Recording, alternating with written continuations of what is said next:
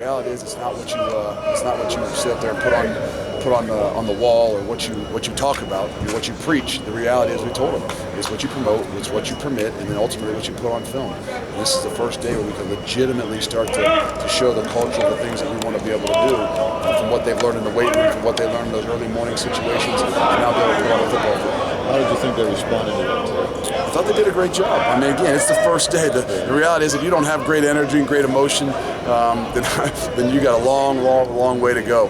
But the reality is, they understood what it was about, and to see them come out here, to remember what the expectation was like, to see how they kind of work together. Because when you got no pads on, it's tough. I mean, you're promoting competitive natures and everything that you're doing, and you got to be able to work together. So I think the most impressive thing I'd say is they understood what the expectation was like, and they had the ability to work together even though we had no pads on. You had them in the rain and the mud and the snow and a little bit of everything. I mean, you're kind of a tough dude. It was raining today. Did you kind of want to take them outside?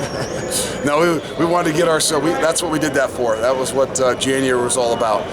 Now it's about really trying to focus in, keeping those core values to what you are and what your program's going to be based on. But now let's really start to work on the fundamental and the football skills, the things that we have an opportunity to do now.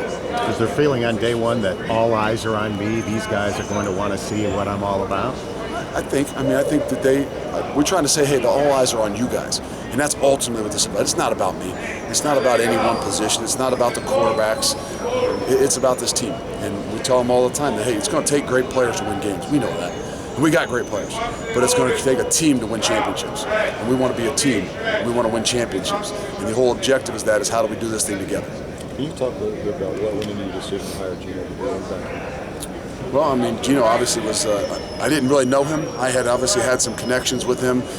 It's just crazy how things kind of happened. That I actually reached out to him asking about somebody else, and didn't realize that he was, not only was he a running backs coach in the past, but now he was the offensive coordinator, and that's when kind of things just started to go off in my head. But I'd heard great things. I mean, Coach D'Antonio had called me originally about Gino and what he believed in him and what he's known of him, actually being from coaching up at Central Michigan. So I can't tell you how happy I am to have an alumnus and a Hall of Famer. I'm kind of biased to some of those things that I know what kind of pride that those guys take in wearing the CPAW, and that means a lot to me. So you reached out to Gino to ask him about somebody else?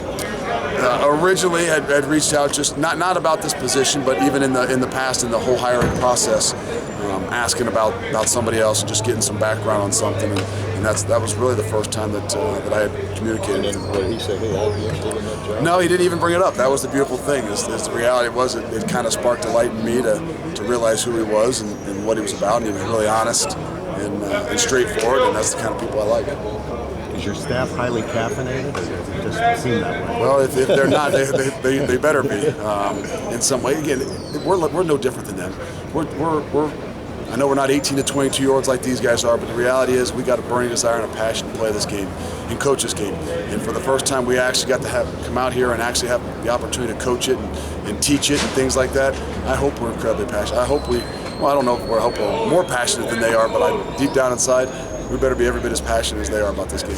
I assume you've seen physical differences in the team from when you first met them to today because of all the work.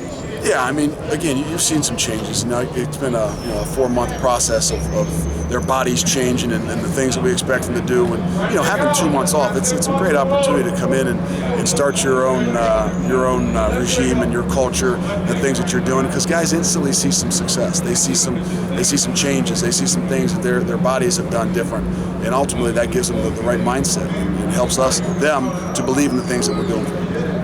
People standing around on the sideline, I think all of us are saying, well, the tempo seems different. Is that a big thing that you're trying to stress? There's no doubt. I mean, this game, everything we do, I think they would probably realize that from the workouts. Everything in the program's got to be upbeat, up tempo, kind of on edge, all those kinds of things that you want around. It doesn't mean we run 125 plays a game or 100 plays a game, but the reality is that we practice that way. We upbeat. You got to learn to play this game on the fly. The game is chaos. You get out there, whether they're slow down, it's still going to be some version of chaos, and you get the crowd involved in it and everything going on in this game, and you got to be able to handle that. And so we got to do our best job of preparing them for that. And how do you do that? By everything being upbeat, up tempo, put as much pressure and stress on them as you can. Coach Gibson.